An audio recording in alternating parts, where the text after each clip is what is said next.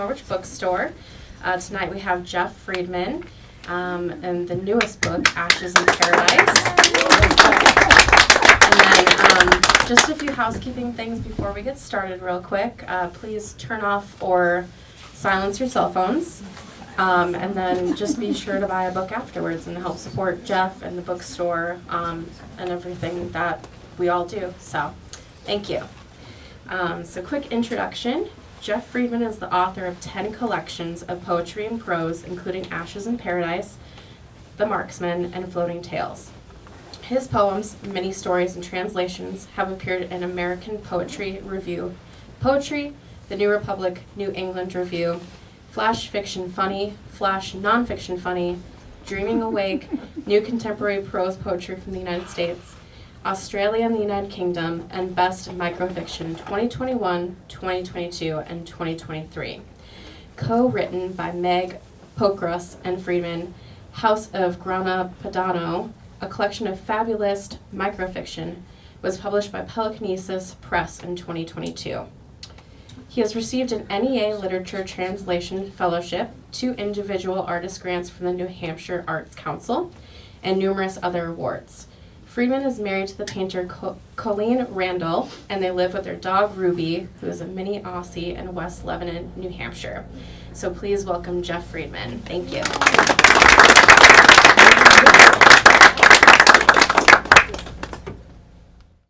Thank you for that nice introduction, Ashley. And thanks to Sam and you for inviting me. Thanks for everybody coming out. Can you all hear me? Okay. Lift it up a little. Okay, can you hear me now?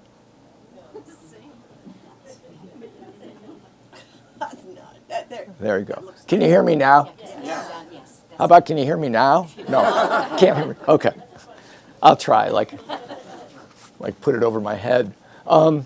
Okay, so like I said, thanks for that introduction. I love this bookstore. I've read here. I usually read, first time place I read when I have a book come out. And so I'm going to be reading some pieces from here, which is a collection of micro stories, and then that's like 300-word stories or less, and also prose poems, and they're like fables, comic sketches. I think they kind of, well, they look like this on the page, basically, so just give you an idea.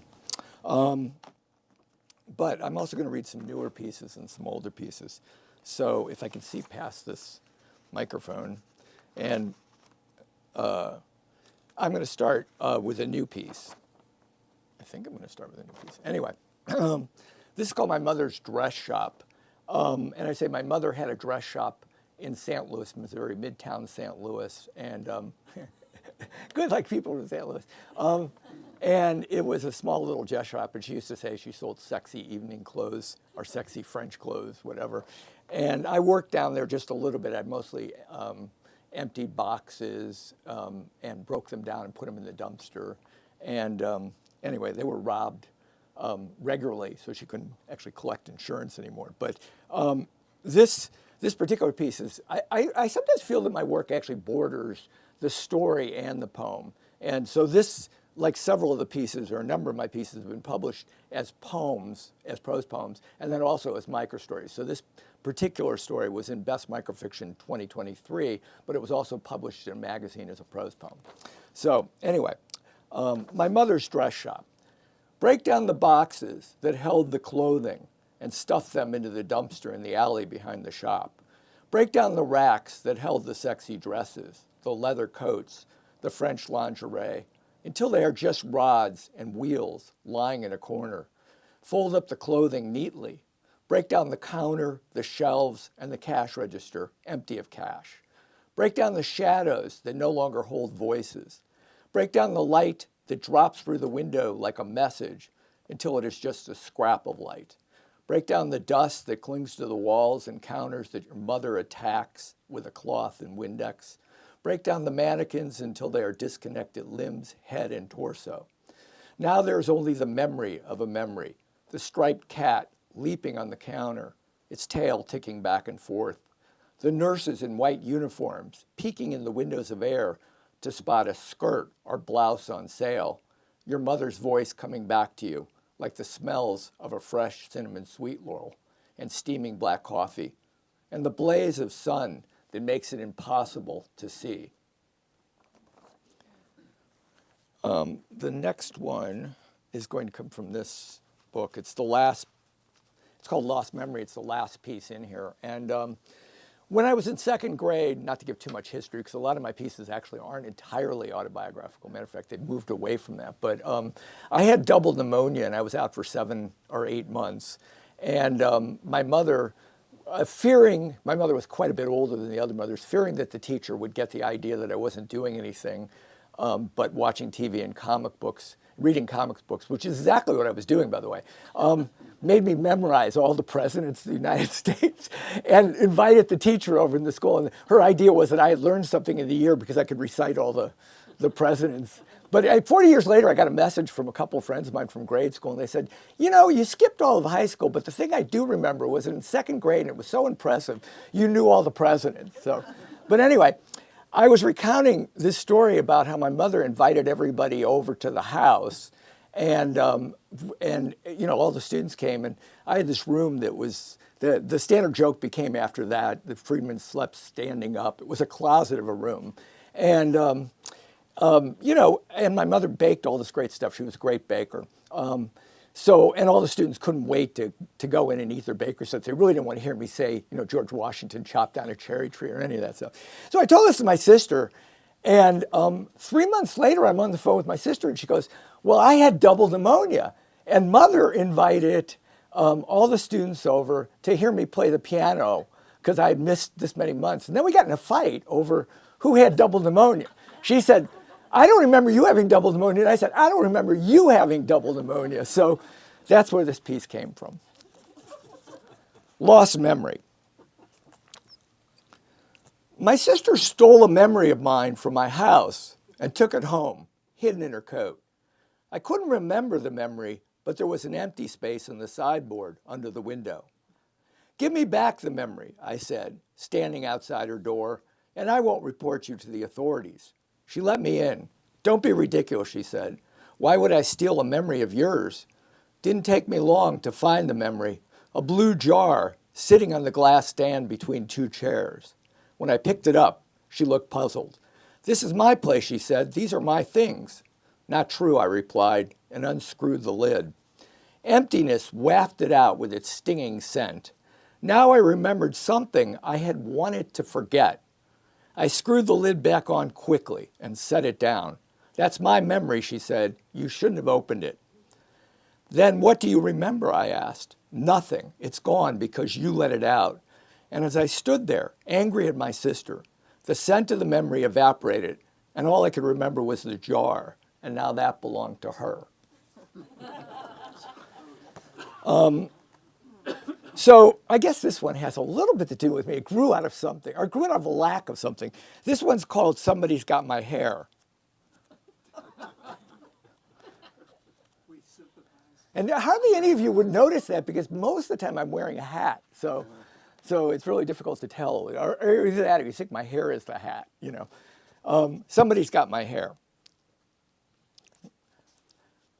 And the title is the first sentence as well. So, somebody's got my hair, I said to my lover, who stood in front of the mirror in a long white t-shirt, brushing out her thick black hair. The silver brush glinted. I touched my head again and again, nothing but craggy dome and small patches of stubble over my ears. I felt a little tired and weak without my hair. How could I go out into the street as a bald man? When's the last time you had your hair, she asked. Try to remember where you were. I could imagine myself with thick, wavy brown hair, but I couldn't picture myself in a particular place. She put the brush down and came back to the bed, pressing her palm against my forehead. No fever, no hair. Did you lose it somewhere, she asked. No, it's hair. It goes with me everywhere. She removed her hand. Is it possible that someone from the office stole it while you were napping?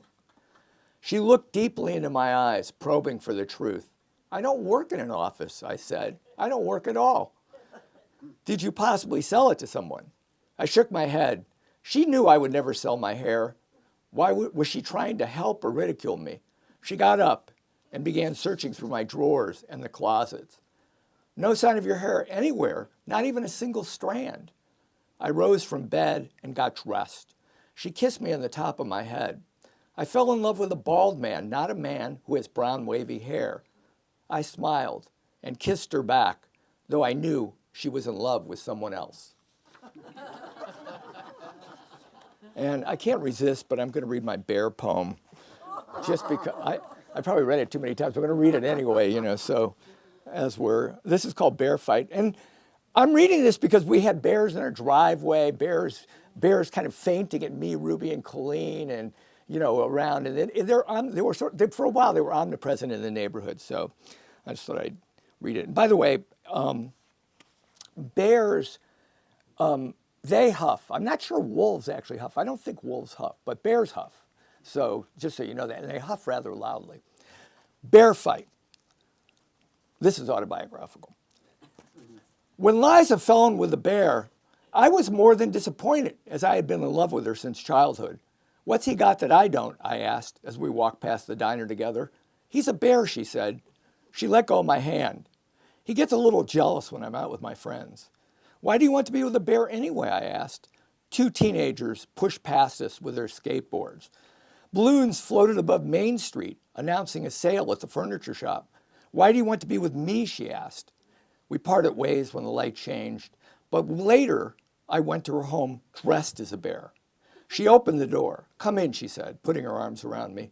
You don't smell like a bear, she said. Then in walked the bear with a fierce look on his face. He growled, and so did I. He cuffed me, so I cuffed him back.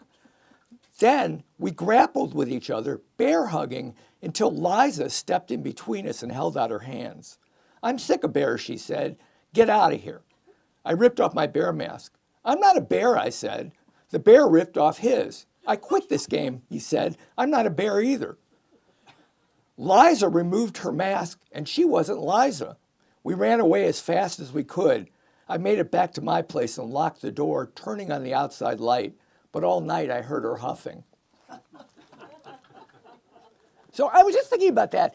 There really is no autobiographical element in there, except for the one thing. When I was in 8th grade, I was sort of in love with my best friend's girlfriend. He was going out with her for like 4 days, and he left town. And then I was going out with her like 4 days, and we both ended up at her house. I remember, and we were standing there arguing over whose girlfriend it was.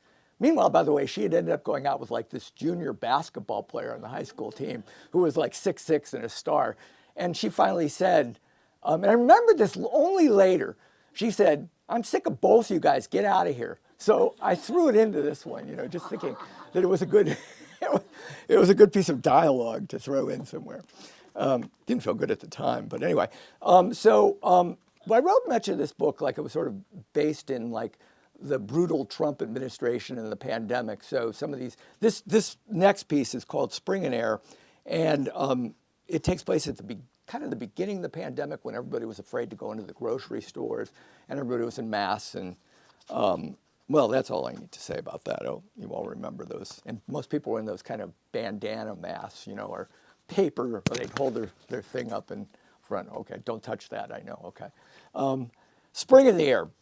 In checkout lane, I want to say one other thing. This was also, I did this as a radio piece with famed jazz trumpeter, trombonist Curtis Focus, who just passed away. So I wanted to mention that because it's going to be, it will be played on this particular radio station near future. Spring in the Air. In checkout lane 3 at the grocery, I feel my nose twitch inside my mask. The 2 carts closest to the cashier are 6 feet apart, but the rest of us are much closer. While some shoppers chat briefly, laughing at jokes, while some lean over their carts for support, and some pull out hand sanitizer, rubbing their hands briskly, I scrunch my face to hold back a sneeze. When the guy in the next lane asks me a question, I begin to answer, and without warning, the sneeze escapes. I'm shaken, but quickly hold up my hands and shout into my mask, allergies, I'm not sick. But the other shoppers look at me as if I'm dangerous. Before I can do anything about it, I sneeze again, and my mask sails off like a large butterfly, floating over heads until it lands on a grocery conveyor belt 2 lanes away, touching an avocado. The cashier removes the mask with her gloved hand. The shopper says no to the avocado, which the cashier places near a register. The other shoppers move as far away from me as they can. I try to reassure them, but a third, even more powerful sneeze explodes from my mouth and nose. The automatic doors open. The plexiglass windows shake. The shoppers hit the floor, holding their breath, their heads buried in their hands. A sea of droplets and aerosols hanging over them. There's no way for me to clear the air now. For a long moment, the store is silent. The only other person standing is the cashier in lane 5. She smiles and signals me to come ahead, but I'm not next in line, I say. You go, the other shoppers shout from the floor. So I wheel around them, pay for my groceries quickly, and leave the store without another sneeze. Let's see, what's next in line? Well, thank you. Appreciate the response. The next thing is you get to a certain age, I think you start to find that you're dealing with issues of shape. So I wrote a poem about shape, or a piece about shape. It's called Shape, coincidentally. Shape. You've lost your shape, my lover says. She cleans the surface of the coffee table. She clicks her tongue and shakes her head without even looking at me. I rise from the couch. How so, I ask. She steps back, taking me in with her eyes. You're shapeless, she says. No other way to say it. That's impossible. Everybody, everything has a shape. What am I? An egg? A crooked trapezoid? A square with fuzzy edges? You're more like a dollop of whipped cream, or a blob of jam, or foam in latte, though not so tasty. Can we stick to geometry, I ask. Well, this seems more about chaos, she says, folding her dust rag. Look in the mirror. I walk into the bathroom. She's right. I'm shapeless. I can't find my belly or face. How am I even able to wear clothes, I ask. Loosely, she says. What causes someone to lose his shape, I wonder? Too much self-preoccupation or too little? I should have eaten better and taken care of myself. My lover puts her arm around me and her arm appears to float in fog. I'm sure there's an exercise you can do to regain shape, or some words you can chant, or a yoga pose that might be perfect for just this condition. Maybe there's a doctor who specializes in treating this, I reply. She smiles, and even if there isn't. But something is happening in the bathroom light. Out of my shapelessness, a new shape is emerging, even if it is still in flux, even if we can't quite see it. So the next piece is from Floating Tales, which is an older book of mine. And I guess it's about, just to introduce it just slightly, and you probably pick it up from reading it, it's about, when people break bad news to you, you know how it always hurts them more than it hurts you? Well, that's exactly what it's about. Let's see, page 40. It's in a kind of job situation. Difficult times. The boss came in with his usual alacrity. Sorry, we have to let you go, he said. He held the door frame and hung his head as if stunned by his own revelation. When I got up to offer him my chair, he crumbled into it and began sobbing, the tears running down his red cheeks. I handed him my handkerchief, which he used to sop up the tears. Then he blew his nose, and the chair shot back into the wall. It's so hard, my job, he cried. These are difficult times, I answered, and patted his shoulder for support. He bent over as if he were going to be sick. I pushed the wastebasket under his face, because if he made a mess, I was worried I'd be responsible for cleaning up. He coughed a few times and spit into it. I've been here 10 years. Do you have to let me go, I asked. Suddenly, he fell on the floor, doubled up, a fierce pain in his gut. I called the infirmary, but the operator broke in to say the infirmary had been shut down. My boss rolled back and forth as if in a seizure. He moaned so loudly he couldn't hear me repeat my question. So loudly the floors and windows vibrated. When I pinned his shoulders, he went limp and his eyes rolled back. I couldn't hear his breathing. Firing me had killed my boss. How would I explain that to human resources? Then, miraculously, he came to, smiling and cheerful. You'll be missed, he said, jumped to his feet, extending his open hand. Sort of wishful thinking. You know how, like, when you get the bad news and the boss lady, you kind of feel like, well, it's too bad he's not being let go. Okay, so the next piece is about, my father didn't actually have that much in his will. So I'm writing a piece about what wasn't in my father's will, and it's called, well, at least there wasn't much for me in his will. But anyway, so this is called Not Everything Was in My Father's Will, if I can find out what page it's on. I think I've got it written down here, page 69.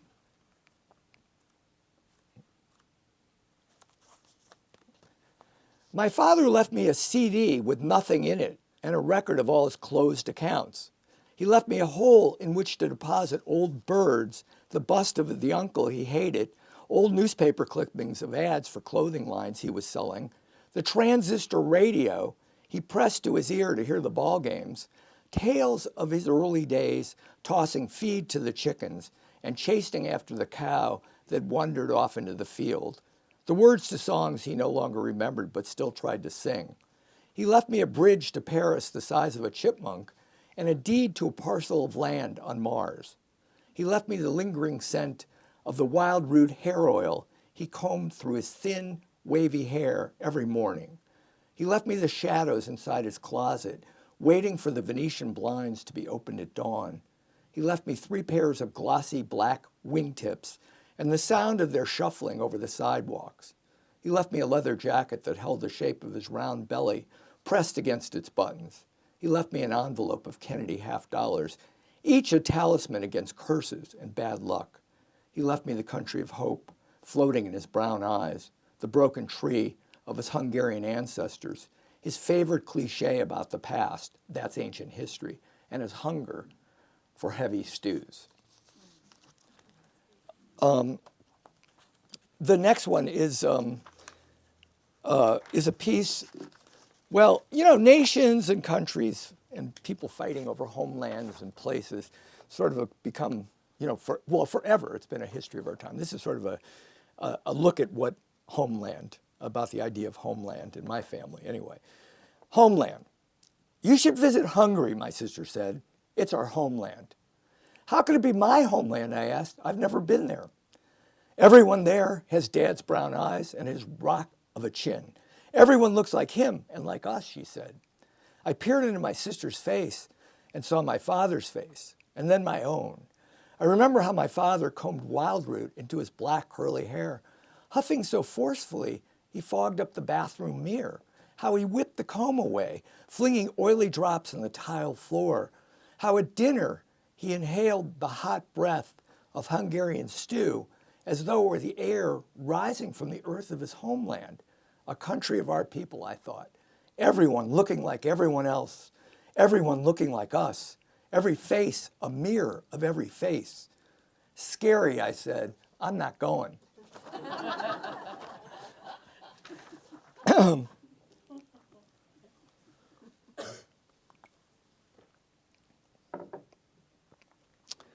There's a part of this book that's devoted to what I call our midrashic pieces, and midrashic is like reinterpretation of the Bible or retellings of the Bible. It came out of rabbis, you know, trying to reconcile problems in the Bible, like Abraham being married to his wife Sarah, but also Sarah being the sister, and then Sarah marrying Pharaoh. You know, so they had to deal with things like that. But also, it was a way of taking the Bible and making it relevant to the contemporary times those rabbis lived in. So they used the Bible as a springboard to do that. And it's quite common in writing, you know, that people retell stories, fairy tales or whatever. It's, you know, the way they maybe do it. Maybe they're telling a part of the story that's missing or a gap in the story or whatever happens. So this one's called Dream in the Garden. And it's a retelling or reinterpretation of the Adam and Eve and the Satan story. Dream in the Garden. Satan came to him in his dream. He handed him a large, shiny apple. Take a bite and you'll know everything. I'm not Adam, he answered. You've got the wrong dream. He threw the apple into the next garden, But as soon as it left his hand, another apple appeared, just as red and shiny. We're in a garden, Satan said. There's the tree of knowledge. And there's a woman with lovely breasts following you, calling you Adam. I think I have the right dream. I'm not the only guy, he replied, with a naked woman with lovely breasts in his dreams. And we're not in a garden. We're in a dream of a garden. This is my dream, Satan said. Now the woman held the apple, and she was hungry. Though the man ordered her to drop the apple, she ate it vigorously and tossed the core into a bush. Delicious, she said. I'll have another. The next piece is also sort of a kind of creation story of the Bible, and kind of could refer to, I guess, all these demagogues out there. But so anyway, this is called Out of Paradise.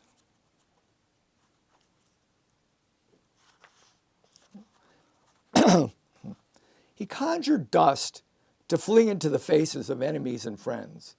He conjured the mist in which death lives. He conjured fire to scorch cities and fields, and the blaze rose into a mountain. He conjured oceans to strangle the flames, and millions of arcs bobbing like buoys. He conjured driftwood and shards, rocks with animal shapes pressed into them, sea creatures whose bellies were filled with treasure, birds with covenants written on their wings, vultures hovered, wild dogs tore at the remains. He conjured a new world in which justice reigned and his word was eternal, but only his crimes survived. As I said, so many of these were written in a kind of dark time. So some of these are, I'm sort of moving into a few of the, I guess, political pieces and the darker pieces. But The Boy with Holes. The officers who shot the boy repeatedly watched him fall face first, his arms and legs jerking until all movement ceased. They kept their distance, holstering their weapons, sure that it was all over. But the boy rose, his sweet face dirt-stained. He walked slowly toward the officers. Light poked through the holes in his body. The ground was wet with blood. They stepped back and took out their weapons again. I've never seen anything like this before, one officer said. The other agreed. So they told him to stop and get down on his knees. The boy kept walking until he stood so close he touched one officer on the arm. Like a breath grazing the skin, his hand felt weightless. The officer cocked his gun and held it to the boy's head. Crows gathered around them. The trees rustled. The red sun flared so intensely they had to squint to see his shape. And then the boy vanished. Now all they could see were the holes. Along with that, I'm reading a piece. There's been such a distortion of truth in our time, and we're seeing it right in front of us. So I've done several pieces about this, but I'm going to read one called The Last Truth. One truth was shot while it sat in a cafe, sipping an Americano and writing its memoir. Another truth rose up on a stage and protested the swarm of lies that had descended on the town, clinging to heads and faces or flying down throats. The mob rushed the stage, pummeling this truth until it fell beneath them. They kicked and stomped it to death. Another truth was tortured until it confessed it was a lie, and then the spirit left its body, and only emptiness resided inside it. Many truths were burned in the public square as they screamed, "I'm telling the truth." We collected their ashes and bone in an urn and tried to bring them back to life with spells and chants, but our words had lost their bleep in the power to summon. And the last truth, hiding for months in abandoned buildings, escaped into the forest. When it returned years later, no one recognized it or believed what it was saying. And let's see. Dark. That was dark. Dark and darker. Hold on. I'm going to read one more of the dark ones, and I'm going to finish up with two sort of lighter pieces. This was written definitely during the fascistic Trump administration, and it's called What Happened to the Country. Some say the president declared the country his and took it home. Some say the country was wild turkeys waddling under the blind blue sky, deer leaping into the foliage, but hunters dispatched them into the next world. Some say that even though hundreds of trucks cranked their winches, the country sank into the quagmire and pulled the trucks down with it, bubbles bursting on the surface. Some say you could still find the country if you have the right map, but so many have followed their maps, disappearing without leaving behind a note or a sign. Though many remember the country with tears in their eyes, and many salute when they hear it called by name, though some decry the country as a false brotherhood, others believe it was an idea, and ideas evolve into other ideas or evaporate like rain beaded on window frames whose glass has been shattered. Without a country, without a piece of land, there is nothing to fight over. And now all of us are refugees, walking in twos or threes toward nowhere anyone can imagine. And I think I'll just read two more. One kind of comic pieces. I thought I'd end on a lighter note. After I've gotten everybody depressed, I thought it was just like, just say, you know, there's a nice down and then kind of like maybe. Anyway, years ago, I was learning how to do PowerPoint and did actually one PowerPoint presentation. So I felt I spent a lot of time trying to learn how to do it to only do it one time. But anyway, it was a little bit of a disaster. And so I wrote a piece called PowerPoint Presentation, which actually was in an anthology called Flash Fiction Funny. And that doesn't mean it was funny, but it was in the anthology anyway. But it's about what can happen when you are not so familiar with the program. When I slid my finger over the trackpad and clicked, everyone was snoring loudly and snorting. Well, wait a minute, stop. This is set in an academic environment because I taught at Keene State College for a long time. So I just wanted to mention it's either a university or academy. So I'm doing a replay of that line. Just forget that I said it the first time. When I slid my finger over the trackpad and clicked, everyone was snoring loudly and snorting. This was the first time I had used PowerPoint to present my work, so I wasn't sure what I had done wrong. On the screen, a plump poet with red cheeks was reciting a poem in the spring water, while squirrels clung to the branches and a downy woodpecker banged its beak into the knot in a tree. Where was my photo of Robert Frost sitting in the library? I clicked again. Now everyone in the audience was eating cotton candy, wisps of pink sticking to their cheeks. Where did they get that stuff? George Jims jabbed a finger at the screen and burst into staccato guffaws that doubled him over. Jilly Cockburn and Sam Sylvan, dean of the business school, rolled on the printer room floor with hungry hands on each other's underwear, moaning and making yum-yum noises. I jumped back as if I had touched a hot stove. How had this video replaced the one of Obama eating a piece of deep dish pizza and talking about multi-ethnic America? Jilly rose from her seat. You'll be hearing from my lawyer, pal, and you can bet the dean will have something to say about this also. When I clicked the trackpad again, an owl shot across the room, snagging a mouse, then perching on the ledge of the partition to eat its prey. The chewing and crunching were amplified through the speakers.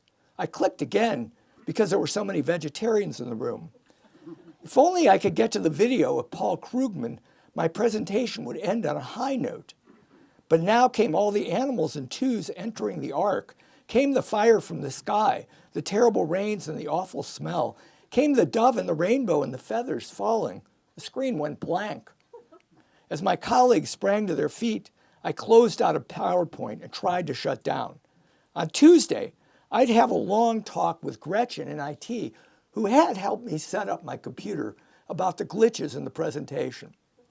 Not so fast, ordered Carmine Carmelo, chair of our department. Your hour isn't up yet.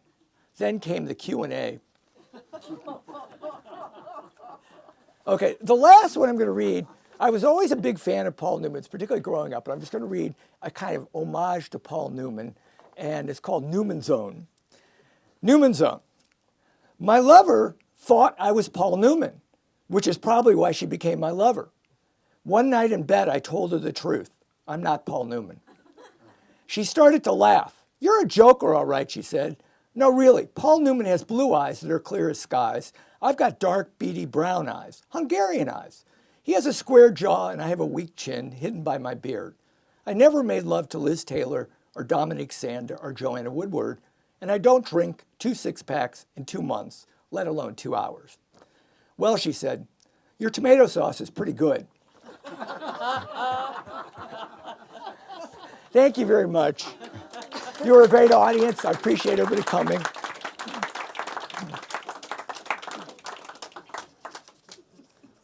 Are there any questions or anything?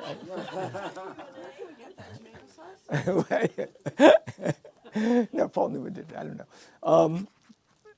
Well, thanks again for coming. But you can sit here. I can read some more if you want. I don't mind. Would anybody like to do a jam with me? I can do an encore. So, are there any questions, by the way? I think they said, yeah. Well, you're retired from Keene State, but are you still writing in a fairly disciplined manner? Yeah. Yeah, I write every morning pretty early. Yeah, okay. Yeah, I know, I tend to lie a little bit, but yeah, I do. I actually do write most mornings. Not, it used to be every morning, but now it's sort of like every once in a while I take a day off or something, you know. And then I'm also, well, actually I have a couple writing partnerships, like I'm working with Meg Pokrass, and we became friends over the pandemic, and she was living in England at the time, she now lives in Scotland, but we had done a reading on Zoom, and then we started just communicating, and one day she asked me if I wanted to write a book with her, so we started working on a book together on Zoom, and we got that book out, and so we've continued working, and we're writing another book together, so we meet regularly, and then I also write with Roy Nathanson, who's a very well-known jazz musician and composer, and we're kind of writing a piece together, sort of improvisationally, because you know he works with words and music, so it's a kind of combo thing that he does. So that's another thing that keeps me kind of going. It's nice to have those online kind of correspondences, and you know, I mean, every little bit helps, and then you know there are a couple other people call me. We'll do a writing session together, writing prompts. You know, something we'll just give each other something to do for fun. You know, so I think during those couple of years it was so isolating, alienating. It really was actually a great thing to have. You know, to work on that. So it was funny because when I was working with Meg, I didn't know her at all. So we were trying to write together, and I really think the funny thing is we kind of trusted each other immediately. So we would write a line and she'd write a line and I'd write a line, and we never really corrected anything of each other. We just kind of wrote and saw where it went. And then eventually we might look at it and do some revision. But so anyway, are there other questions? Are other people want to ask anything? No? Okay. I feel like you should all buy, I would say at least 15 books a piece. Ashley, do you want to say anything? Oh.